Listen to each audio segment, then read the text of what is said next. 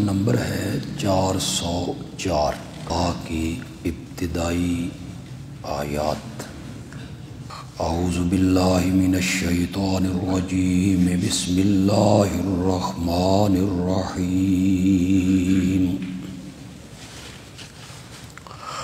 طٰہ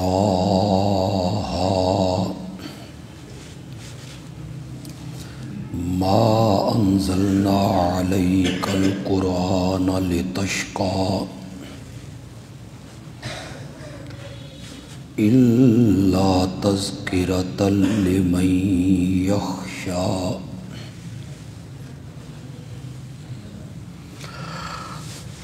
تنزیلا ممن خلق الارض والسماوات العلی،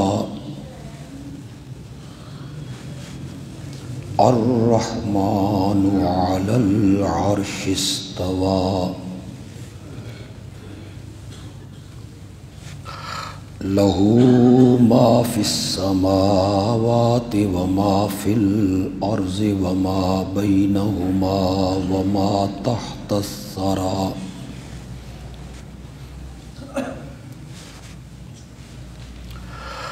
وَإِن تَجْهَرْ بِالْقَوْلِ فَإِنَّهُ يَعْلَمُ السِّرَّ وَأَخْفَى۔ اللہ لا الہ الا ہو، لہ الاسماء الحسنی۔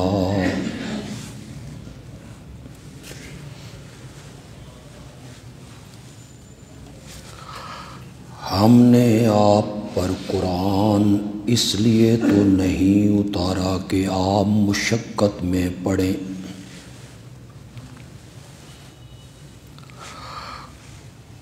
بلکہ یہ تو نری نصیحت ہے اس آدمی کے لیے جو اللہ سے ڈرتا ہے۔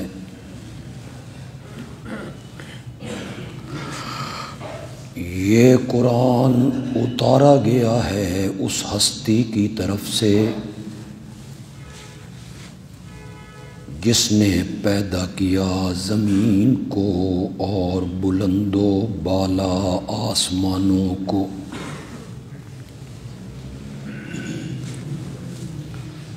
جو رحمان ہے، جس نے عرش پہ قرار پکڑا، ہر لحاظ سے اسی کا ہے جو کچھ آسمانوں میں ہے اور جو کچھ زمین میں، اور جو کچھ زمین و آسمان کے درمیان ہے اور جو کچھ گیلی مٹی کے نیچے ہے۔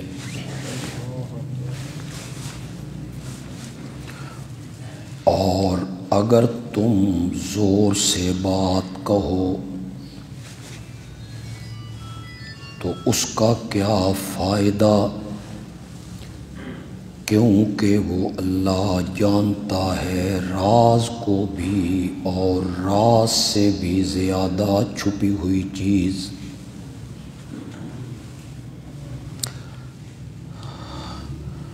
اس اللہ کے سوا کوئی الہ نہیں، کیونکہ اسی کے لیے ہیں نام اچھے اچھے۔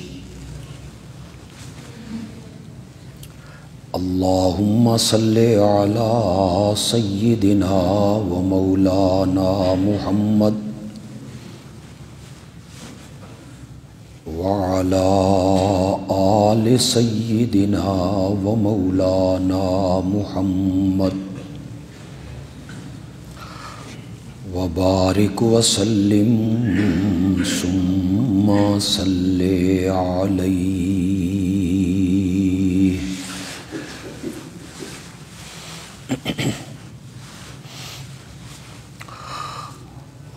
ہر سورت کی تفسیر کی ابتدا میں چند ضروری اور اہم باتوں کا سمجھنا ضروری ہے۔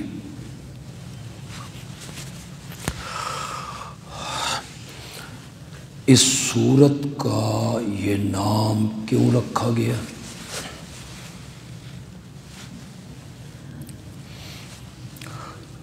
اس سورت کو اس موجودہ ترتیب میں سورت مریم کے بعد کیوں رکھا گیا؟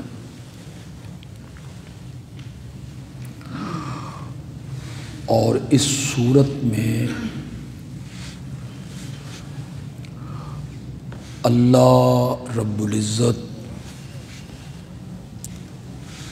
کن کن اہم مضامین کو بیان فرمائیں گے؟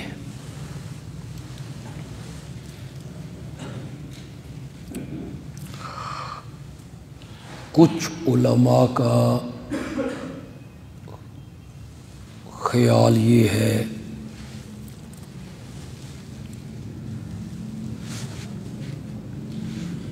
مفسرین نے بھی لکھا کہ اسی سورت طٰہٰ کی ابتدائی آیات کو پڑھ کر حضرت سیدنا فاروق اعظم مومن بنے تھے رضی اللہ تعالی عنہ،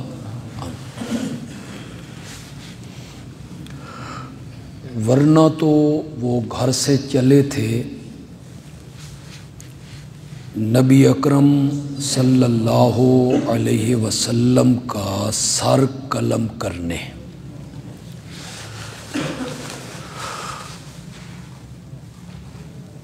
کسی نے متوجہ کیا تو بہن کے گھر پہنچ گئے، انہیں مارنے کے باوجود جب اسلام سے نہ ہٹا سکے تو کہنے لگے کہ وہ کتاب مجھے بھی دو جو تمہارے نبی پر اترتی۔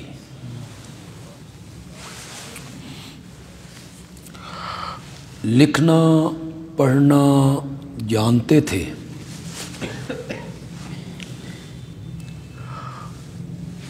تازہ تازہ یہ سورت اتری تھی،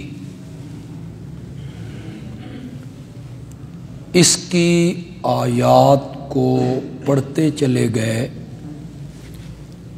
اور دل سے کفر کا زنگ اترتا چلا گیا۔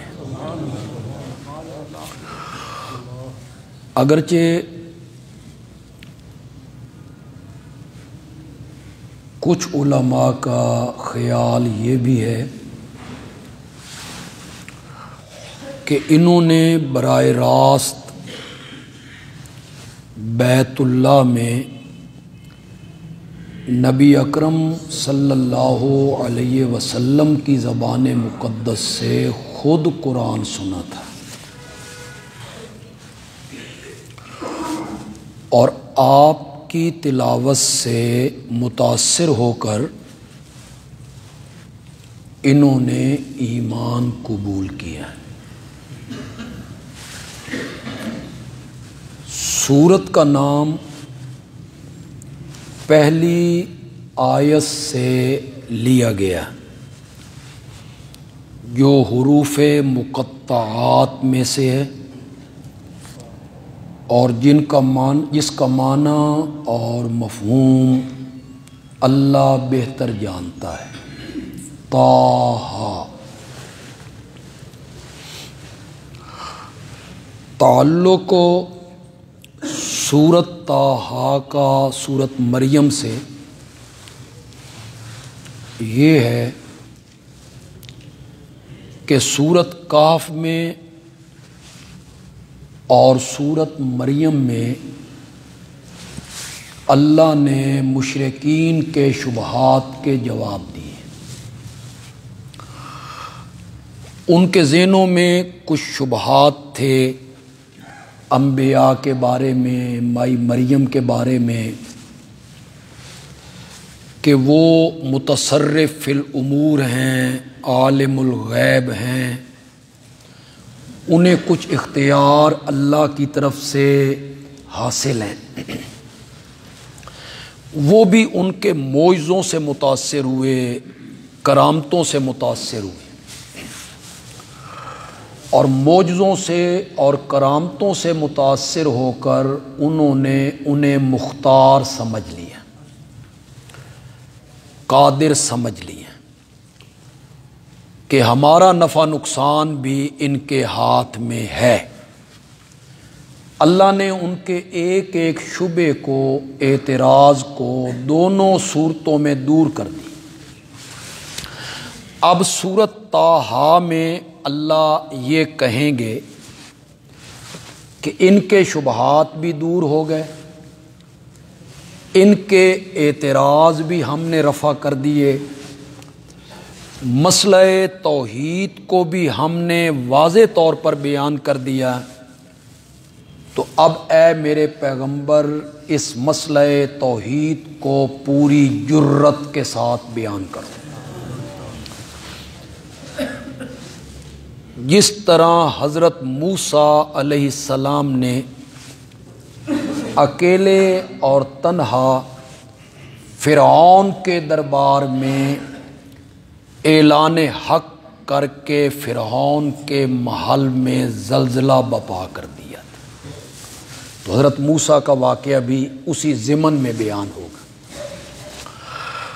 تو مرکزی مضمون کیا ہوا کہ اس مسئلے کو جو بالکل نکھر گیا ہے، واضح ہے، اسے جرت کے ساتھ، ہمت کے ساتھ، شجاعت کے ساتھ، بہادری کے ساتھ بیان کرو۔ اس بیان کرنے کے راستے میں مصائب بھی آئیں گے، دکھ بھی آئیں گے، تکلیفیں بھی آئیں گی، پریشانیاں بھی آئیں گی، تانے بھی ملیں گے، فتوے بھی لگیں گے، لیکن تم نے گھبرانا نہیں ہے، خوف نہیں کھانا، بلکہ اس مسئلے کو واضح طور پر بیان کرنا۔ کچھ علماء نے ایک اور ربط بھی بیان کیا، ویسے تو بہت سارے ربط علماء نے بیان کیے، یہ ربط جو میں نے پیش کیا یہ مولانا حسین علی الوانی رحمۃ اللہ علیہ کا ہے۔ اور علماء نے اسے سورۃ مریم کی آخری آیت سے مربوط کیا۔ سورۃ مریم کی آخری آیت میں تخویف دنیاویہ تھی، ہم نے دنیا میں حق کے مخالفین کو کیسے پکڑا، اسے ذرا پڑھ لیتے ہیں۔ وَكَمْ أَهْلَكْنَا قَبْلَهُمْ مِنْ قَرْنٍ، اور ہم نے ہلاک کیا ان سے پہلے، من قرن، بہت ساری جماعتوں کو، بہت ساری امتوں کو، بہت سارے گروہوں کو ہم نے ہلاک کر دیا۔ حل تو حصوں منہم من احد، کیا آپ ان میں سے کسی کو محسوس کر رہے کہ ان کا کوئی نام و نشان ہے، یا آپ ان کی کوئی آہٹ بھنک سن رہے ہیں؟ ہم نے انہیں صفحہ ہستی سے مٹا کے رکھ دیا۔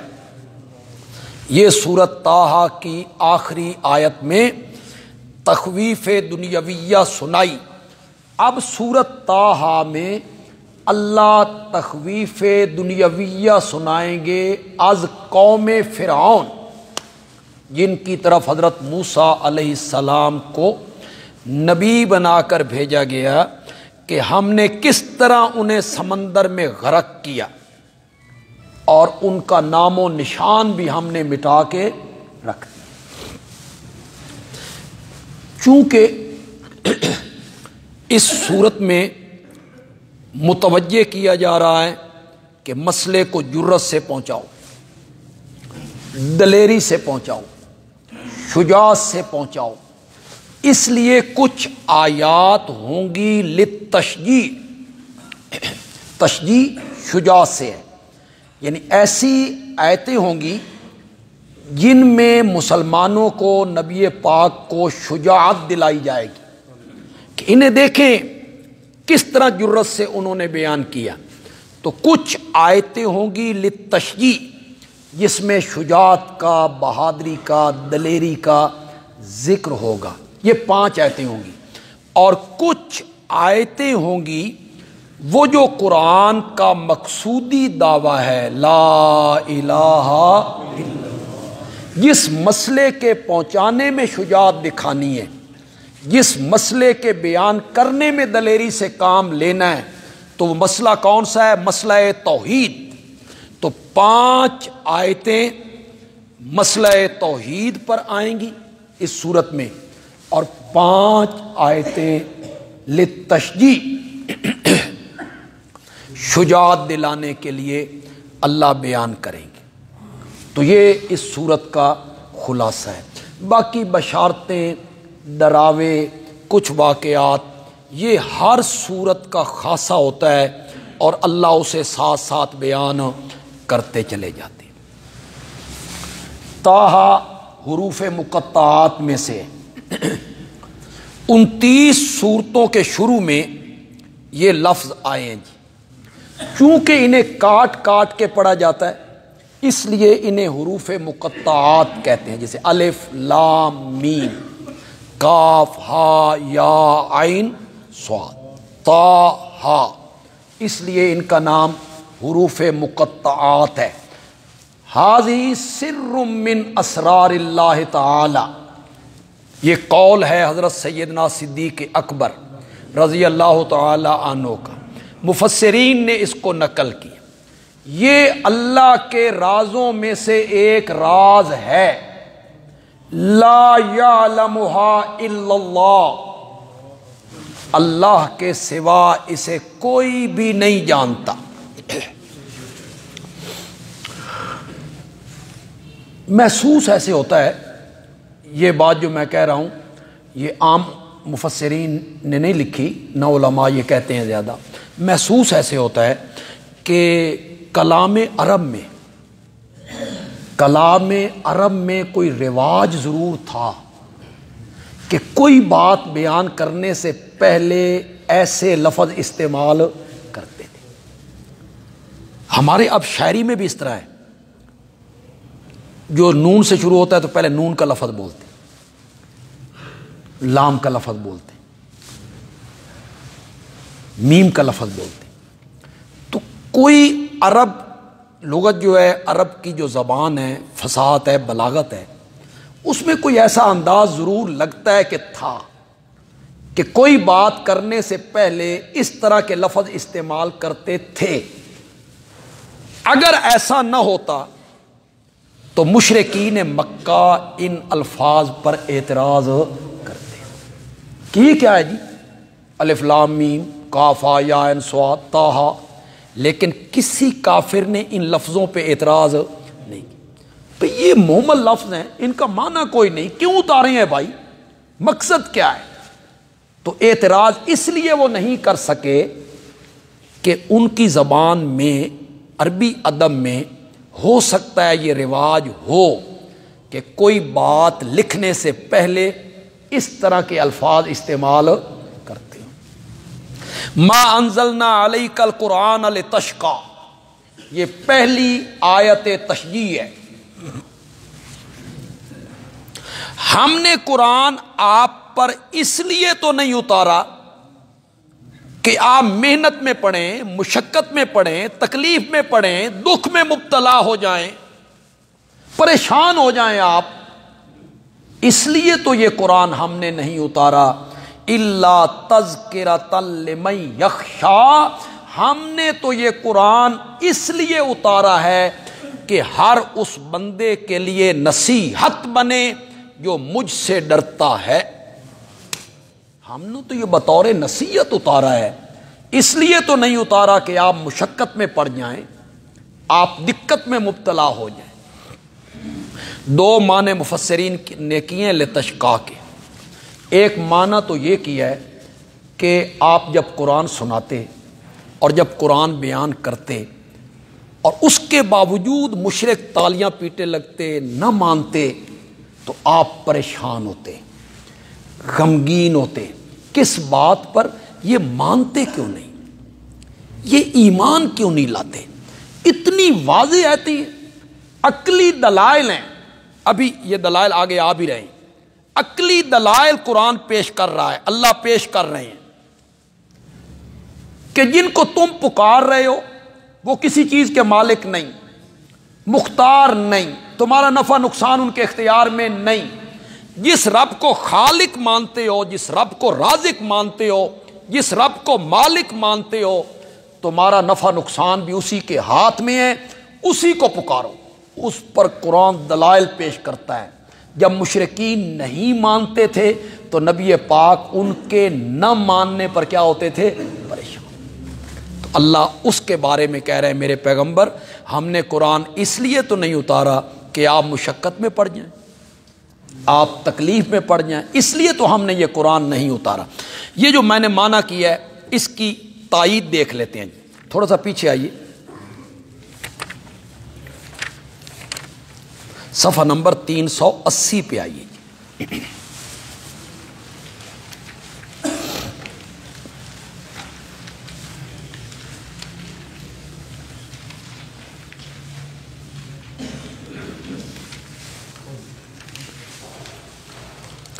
تین سو 80 سورت کا نام ہے سورت کہف،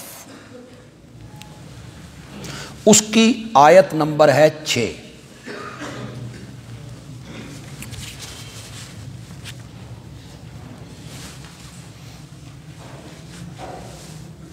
فَلَعَلَّكَ بَاخِعٌ نَفْسَكَ عَلَىٰ آثَارِهِمْ إِن لَّمْ يُؤْمِنُوا بِهَٰذَا الْحَدِيثِ آسَفًا۔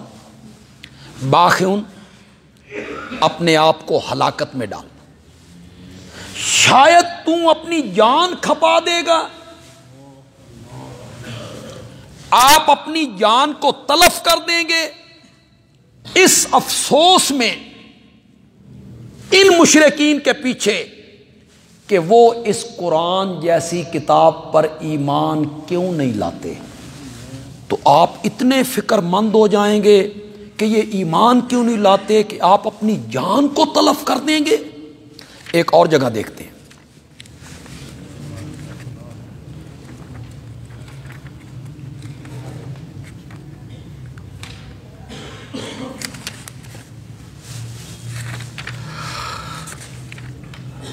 یہ ہے جی صفحہ نمبر 475۔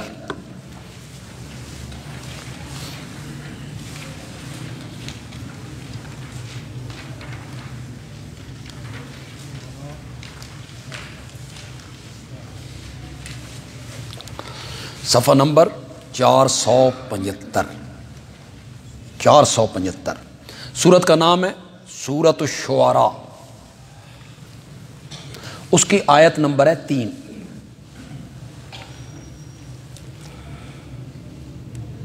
لعلک باخع نفسک اللہ یکونوا مؤمنین، شاید کہ، یہ لعل شفقت کے لیے، شفقت کے لیے، شفقت کے رنگ میں اللہ کہہ رہے ہیں، جس کو ہمارے حضرت صاحب معنی کرتے ہیں متا تو اپنی جان پہ آنکھوں میں، متا تو اپنی جان ہلاکت پائیں پہ آ، وہ شفقت کے لہجے میں، لعل لشفقت۔ لعلک باخع نفسک،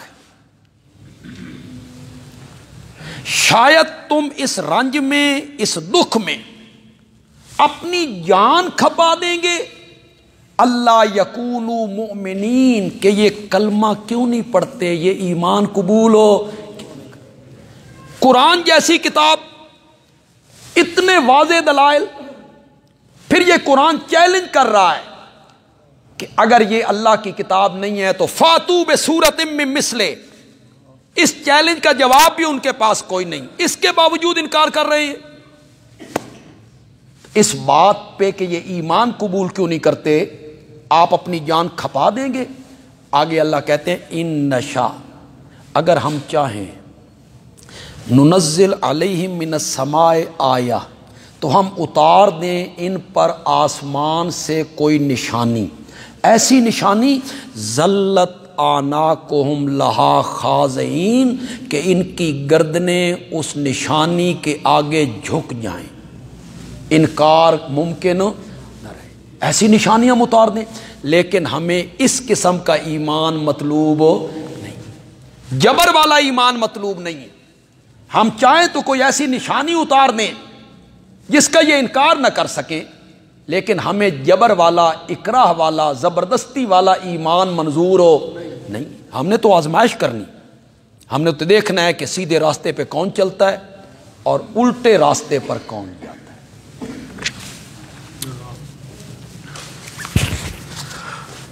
اس سے ایک بات یہ سمجھ آئی کہ جو دین کا داعی ہے،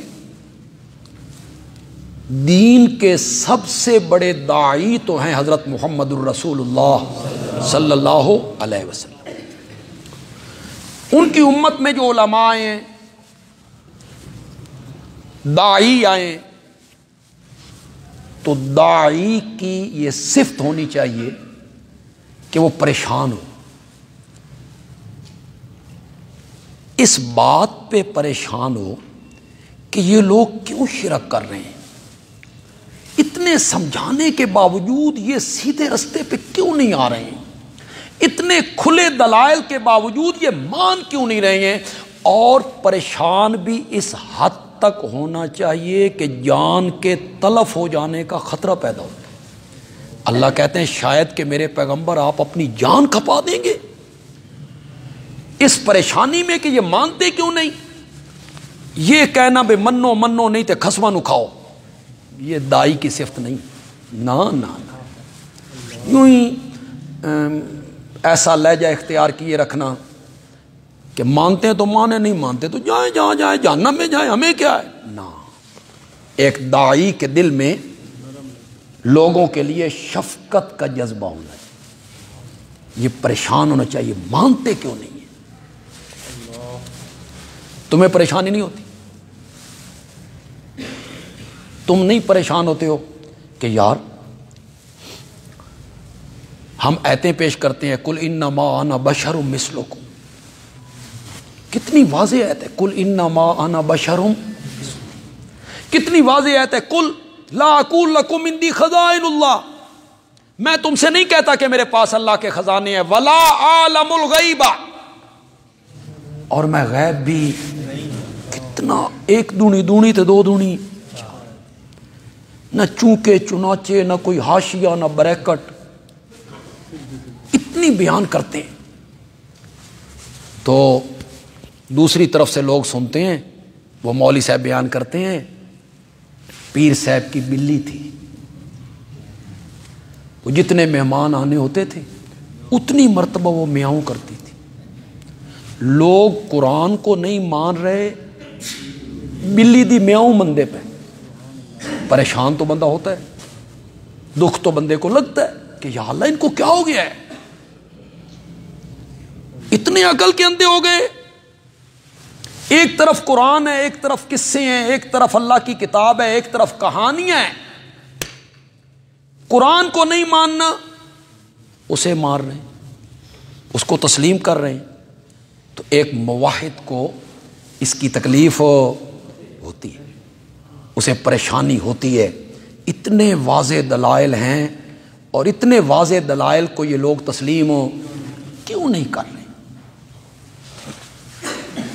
تو آپ بھی پریشان ہوتے تھے کہ اتنے واضح دلائل ہیں، اور اس حد تک پریشان ہوتے تھے کہ شفقت کا لہجہ اپناتے ہوئے اللہ نے کہا میرے پیغمبر تو اپنی جان کھپا دے گا۔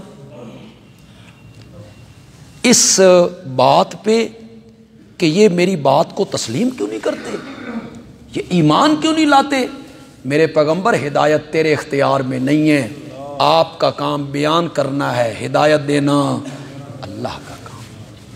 اللہ جسے چاہتا ہے ہدایت دے دے. اس میں لوگ تعویلیں کرنے لگ جاتے ہیں. ولا عالم الغیب ہم پڑھتے ہیں تو وہ کہتے ہیں ذاتی دی نفی، عطائی کے تو نفی نہیں. انما انا بشر مثلکم ہم پڑھتے ہیں تو ان کے مولوی صاحب کہہ دیتے ہیں اس کا معنی یہ ہے میرے پیغمبر آپ کہیں میں بظاہر بشر ہوں. اب بظاہر کس کا معنی ہے جی؟ انما کا معنی ہے، انا کا معنی ہے، بشرن کا معنی ہے، مثلو کا معنی ہے، کم کا معنی ہے. یہ بظاہر کس کا معنی ہے جی؟ اس کا مطلب یہ ہو کہ اندر سے تو میں بشر نہیں ہوں، میں بظاہر بشر ہوں. پھر انہیں سمجھانا پڑتا ہے، لوگ پھر قرآن کے قریب نہیں آتے. ہم کہتے ہیں جس کے اندر نورانیت ہو، جس کی تخلیق نور سے ہوئی ہو، حقیقت نور ہو، اگر وہ ظاہری طور پہ بشریت کا لباس پہنے نا، اسے بشرم مثلکم قرآن نہیں کہتا، اسے قرآن کہتا ہے فتمثل لہا بشرا سویا. تمثلا، بشر کی صورت اختیار کی. اس کے بارے میں تو قرآن یہ کہتا ہے جیسے جبریل کے بارے میں کہا. اور جس کے اندر بھی بشریت ہو، باہر بھی بشریت ہو، اس کے متعلق قرآن کہتا ہے انما انا بشرم. ایک معنی یہ ہے اور یہی صحیح معنی ہے. کچھ علماء نے یہ لکھا کہ نبی اکرم صلی اللہ علیہ وسلم رات نوافل میں قرآن پڑھا کرتے تھے اور لمبا لمبا قیام کرتے تھے، طویل رکوع کرتے تھے اور بڑے طویل سجدے کرتے تھے. پاؤں مبارک متورم ہو گئے، ورما کھڑے ہیں اللہ کے دربار میں، قرآن کی تلاوت ہو رہی ہے. اس کے بارے میں اللہ نے کہا میرے پیغمبر ہم نے قرآن اس لیے تو نہیں اتارا کہ آپ مشقت میں پڑ جائیں، آپ کے پاؤں سوج جائیں، اس لیے تو قرآن نہیں اتارا. لیکن جو پہلے معنی میں نے کیا نا جی، وہی معنی صحیح ہے. اس دوسرے معنی کی تائید نہیں ہوتی ہے. الا تذکرۃ لمن یخشی، یہ قرآن تو نری نصیحت ہے. لمن یخشی، اس آدمی کے لیے جو اللہ سے ڈرتا ہے، جس کے دل میں خوف الہی ہے، اس کے لیے یہ قرآن نری نصیحت ہے. اسی کو پہلے پارے میں بیان کیا. وہ آپ کو آیت آتی ہے الف لام میم ذالک الکتاب لا ریب فیہ ھدی یہ نری ہدایت ہے متقی لوگوں کے لیے. تو وہاں متقی اللہ نے کہا، اور ایک اور جگہ پہ اللہ نے کہا شہر رمضان الذی انزل فیہ القرآن ھدی للناس. یہ قرآن ہدایت ہے کس کے لیے؟ سب لوگوں کے لیے. وہاں اسے متقی کے ساتھ خاص کی. دوسری جگہ پہ فرمایا للناس، سب لوگوں کے لیے ہدایت ہے. تو للمتقین جب کہا تو علماء نے معنی کیا کہ آخر کار یہ قرآن فائدہ مند متقی لوگوں کے لیے ہوگا، وہی نفع حاصل کریں گے. یا مستقبل کا لحاظ کرتے ہوئے کہا کہ جو لوگ اس قرآن پر ایمان لائیں گے آخر کار وہ کیا بن جائیں گے؟ اس وقت وہ متقی نہیں ہے لیکن انہوں نے بننا متقی ہی ہے. اس اعتبار سے للمتقین کہہ دی. جیسے کوئی بچہ مدرسے میں داخل ہوتا ہے حفظ کی کلاس میں، اسے والدہ تیار کرتی ہے، پھر چھوڑ دیتے ہیں کہ حافظ بنے گا. ابھی وہ نورانی قاعدہ پڑھ رہا ہے، پہلے پارے میں ہے، چھٹی پہ گھر جاتا ہے تو بہنیں کہتی ہیں حافظ اور آ گئے. ابھی تو وہ پہلا پارہ پڑھ رہا ہے، تو اسے حافظ کس اعتبار سے کہہ رہی ہیں بہنیں کہ آخر کار اس نے کیا بننا ہے؟ میڈیکل میں داخلہ لیا، پہلا سال ہے، دوسرا سال ہے، وہ نوجوان گھر واپس آیا تو بہنیں کہنے لگی ڈاکٹر اور ڈاکٹر صاحب آ گئے. ابھی وہ ڈاکٹر بنا نہیں، لیکن جس روش پہ وہ چلا ہے، جس پٹڑی پہ وہ چلا ہے، اس نے آخر کار کیا بننا ہے. اس اعتبار سے یہاں کہا کہ جو لوگ قرآن کے احکام پہ عمل کریں گے تو وہ کیا بنیں گے؟ متقی. ھدی للمتقین. ہمارے شیخ نے جو معنی کیا مولانا حسین علی رحمۃ اللہ علیہ نے، اس پر کوئی اعتراض ہی وارد نہیں ہو، نہ کوئی سوال نہ کوئی جواب. ایسا معنی کیا. انہوں نے لفظی معنی کیا. اتقاء بمعنی بچنا. تقوی کا لفظی معنی کیا ہے؟ بچنا، پرہیز کرنا. یہ لفظی معنی ہے تقوی کا. معنی کیا ہدی للمتقین، یہ قرآن ہدایت ہے ان لوگوں کے لیے جو ضد سے بچتے ہیں. ضد سے بچ جائیں تو یہ قرآن ان کے لیے کیا ہے؟ اگر دل میں ضد ہو، اناد ہو، حسد ہو، ان کے لیے قرآن اس معنی کی تائید ہے. یہدی الیہ من ینیب، یہدی الیہ من اناب. اللہ اس کی طرف راستہ دکھاتا ہے اس بندے کو جس کے دل میں انابت ہو. انابت، منیب ہو. منیب کسے کہتے ہیں؟ دل والا برتن سیدھا رکھے، الٹا نہ رکھے. دل والا برتن کیا رکھے؟ سیدھا رکھے.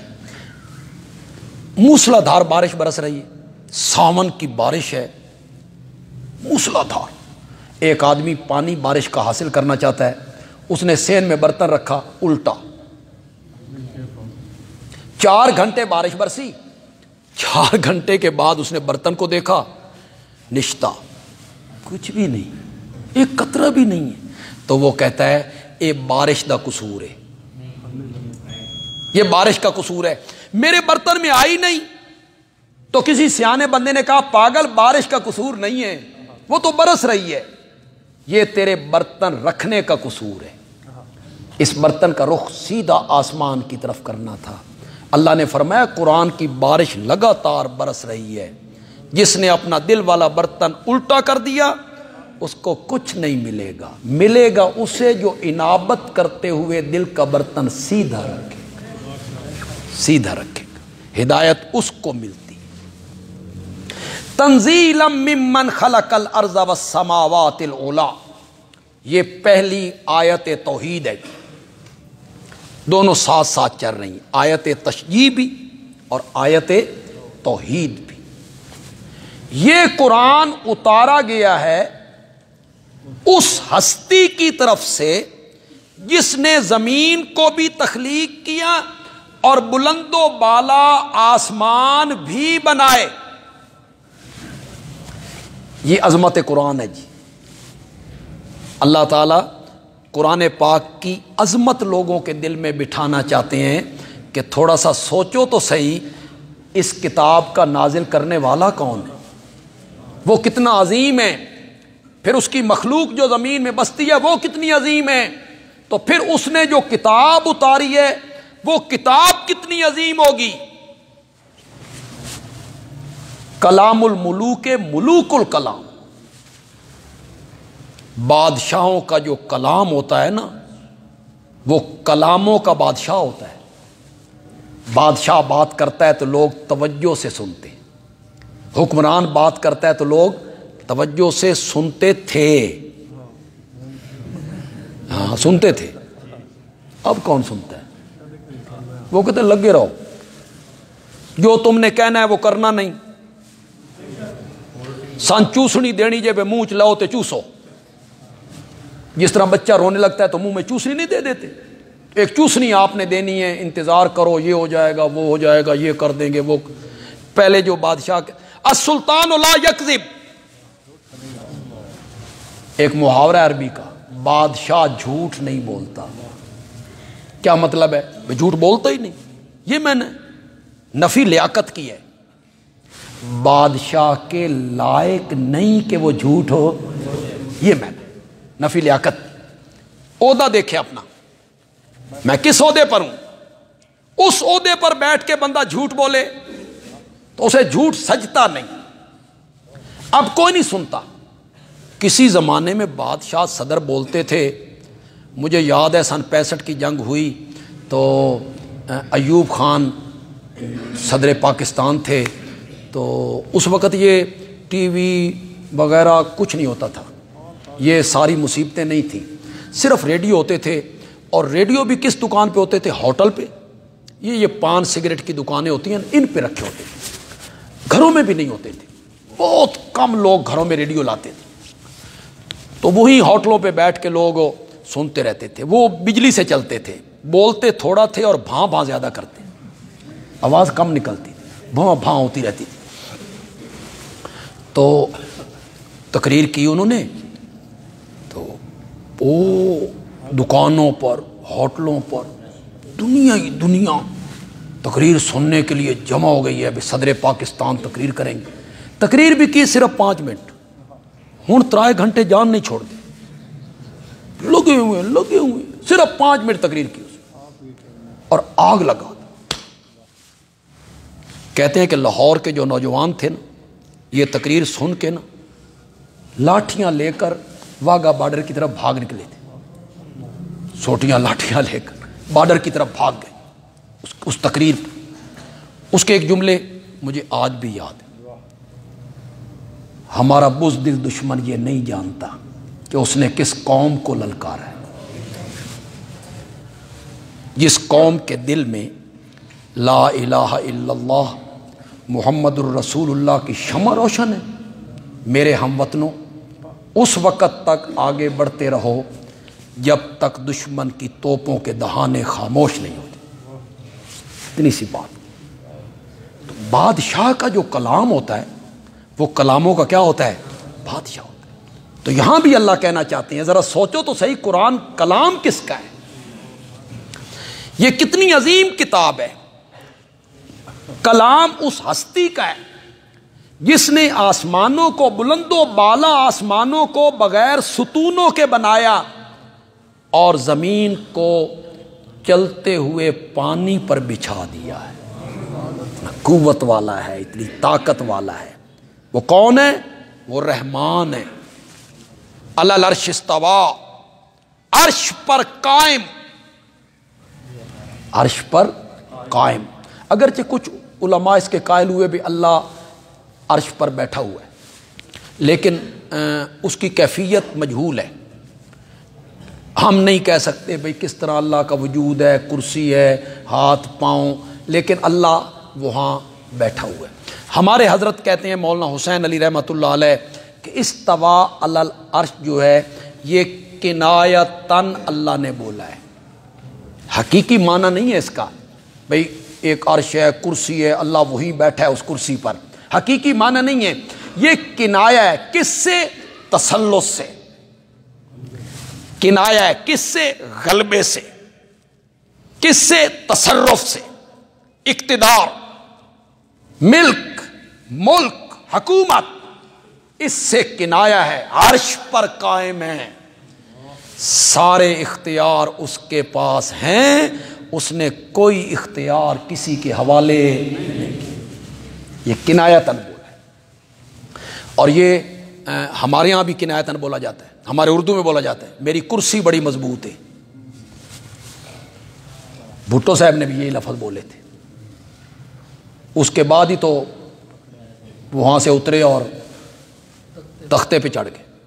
انہوں نے آخری تقریر جب کی تھی تو اس میں یہی کہا تھا، کرسی کے بازو پہ یوں ہاتھ مار کے کہا تھا میں کمزور ہوں، میری کرسی بڑی مضبوط ہے۔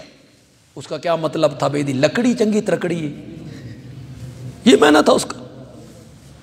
وہ لوہے کی بنی ہوئی ہے، کیا معنی تھا؟ یعنی حکومت، طاقت، قوت۔ تو کنایتاً کرسی کا لفظ آج بھی حکومت اور اقتدار اور طاقت کے طور پر استعمال ہوتا ہے۔ تو یہاں بھی اللہ نے کنایتاً استعمال کیا، عرش پر قائم ہے، یعنی سارا غلبہ اور تسلط اور حکومت اسی کے پاس ہے، اس نے اپنا کوئی اختیار کسی کے حوالے نہیں کیا۔ آپ کہیں گے مولانا حسین علی رحمۃ اللہ علیہ کے اس معنی کی دلیل؟ تو وہ کہتے ہیں دلیل میرے معنی کی یہ ہے کہ جس جس جگہ پہ اللہ نے یہ لفظ بولا ہے، سورۃ اعراف میں، سورۃ یونس میں، یہاں سورۃ طٰہٰ میں، جہاں جہاں اللہ نے استوا علی العرش کا لفظ بولا ہے، اس سے پہلے اور اس کے بعد اللہ نے اپنے تصرفات کا ذکر کیا ہے۔ یہاں پہلے کیا کہا؟ تنزیلا ممن خلق الارض والسماوات العلی، پھر اس کے بعد کا عرش پر قائم، اس کے بعد کیا؟ لہو ما فی السماوات وما فی الارض، یعنی اللہ نے اپنے غلبے کا، تسلط کا، قدرت کا، ملک کا اس آیت کے آگے پیچھے اللہ ذکر کرتے ہیں لہو ما فی السماوات، اسی کا ہے جو کچھ آسمانوں میں ہے۔ کیا کچھ ہے آسمانوں میں؟ اس کی تفصیل کر سکتے ہو؟ جو کچھ زمین میں ہے، کیا کچھ ہے زمین میں؟ وما بینہما، اور جو کچھ زمین و آسمان کے درمیان ہے۔ وما تحت الثری، اور جو کچھ گیلی مٹی کے نیچے ہے۔ سرا سے لے کے ثریا تک سب کچھ اسی کا ہے۔ یہ اسی کا لہو، اس کا جو معنی علامہ آلوسی نے کیا تفسیر روح المعانی میں، وہ بہت خوبصورت معنی۔ یہ حنفی مفسر ہیں، اللہ ان کی قبر کو منور فرمائے، تفسیر لکھی اور مزیہ۔ وہ کہتے ہیں لہو اسی کا ہے، کیا معنی؟ خلقن، خلقن و ملکن و تصرفن و تدبیرن و اختیارن و احیان و اماتتن، پیدائش کے لحاظ سے بھی اسی کا ہے، ہر چیز کو پیدا اسی، ملک کے لحاظ سے بھی اسی کا ہے، ہر چیز کا مالک، اختیار کے لحاظ سے بھی اسی کا ہے، ہر چیز میں اختیار کس کا چلتا ہے؟ تصرف کے لحاظ سے بھی اسی کا ہے، ہر چیز میں تصرف، تدبیر کے لحاظ سے اسی کا ہے، وہی تدبیریں کرتا ہے، زندہ کرنے کے لحاظ سے بھی اسی کا ہے، مارنے کے لحاظ سے بھی اسی کا، اسی کا ہے، اسی کا ہے جو کچھ آسمانوں میں ہے، اسی کا ہے جو کچھ زمین